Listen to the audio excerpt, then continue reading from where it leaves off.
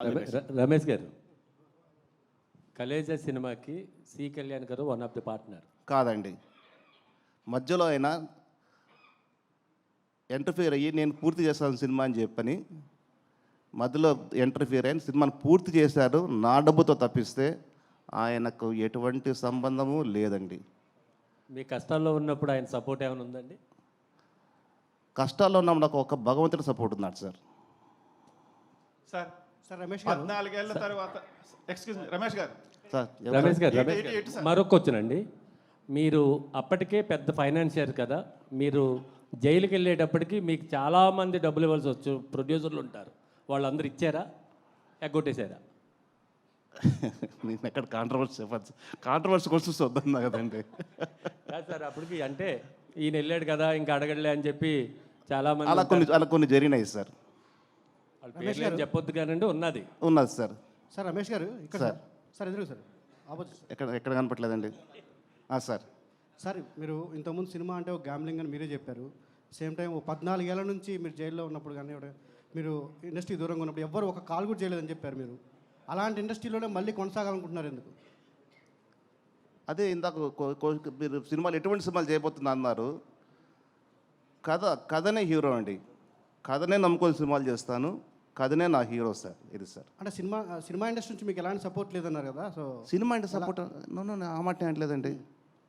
ఎవరో కాల్ చేయలేదన్నారు కదా కనీసం. ఎవరు మీకు సపోర్ట్ చేయలేదా? ఎవరు మీకు ఫోన్ చేయాలి? నాకు ఎవరు సపోర్ట్ చేయలేదు, ఎవరు కాల్ చేయలేదా? సినిమా ఇండస్ట్రీ అనలా, sorry. Cinema its mother sir. Cinema industry comment చేయకూడదు. I not accept that.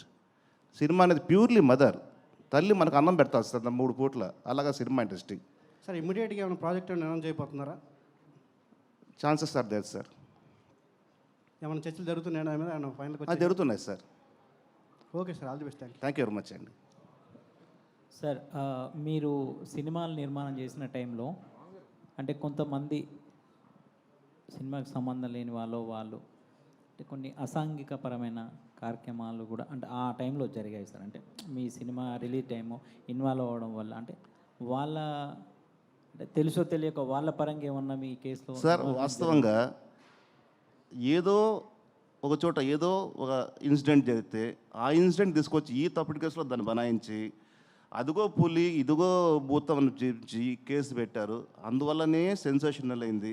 అందువల్లనే 14 ఏళ్ళు కోర్టు విచారణ జరిగింది. అందువల్లనే 75 రోజులు జైల్లో కూర్చున్నాను. తీరా చూస్తే ఏమీ లేదండి సార్. అక్కడ నథింగ్ ఇస్ దేర్ సార్. ఇది ఆ రోజు అనుకున్నారు రమేష్ బాబుకి తిరిగి రాడు, మొత్తం జైలు జీవితం అన్నారు. ఇవాళ మీ అందరి ముందు కూర్చున్నా కదా సార్.